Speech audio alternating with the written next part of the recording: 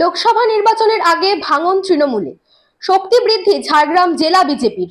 ঝাড়গ্রাম জেলার জাম্বনি ব্লকের চিল্কিগড় অঞ্চলে সঞ্জয় মল্লের নেতৃত্বে 8টি পরিবার এদিন বিজেপিতে যোগদান করে। তাদের হাতে দলীয় পতাকা তুলে দেয় ঝাড়গ্রাম সাংগঠনিক জেলার জেলা সভাপতি তুফান মাহাতো।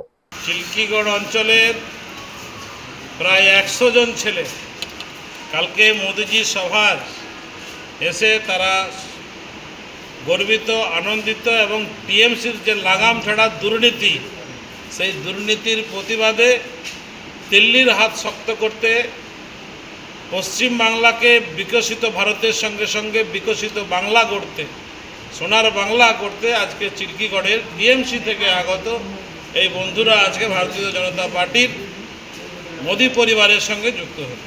এরকম কর্মসূচি কি জেলা জুড়েই চলছে? এরকম যে কর্মসূচি জেলা জুড়েই চলছে।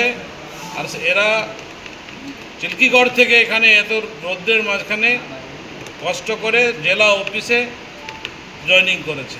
তৃণমূলে এই জন্য কারণ ছাড়া গত বছরে তৃণমূলে ছিলাম, কিন্তু তৃণমূলের লোক এমন ইয়ে করেছে যে সেটা আর ইয়ে করে আমরা কাজ করতাম তৃণমূলে সবাই ছিলাম। এখন কিছু জিনিস এমন আমাদের পক্ষে করছে যে তৃণমূল কাজ পছন্দ লাগছে।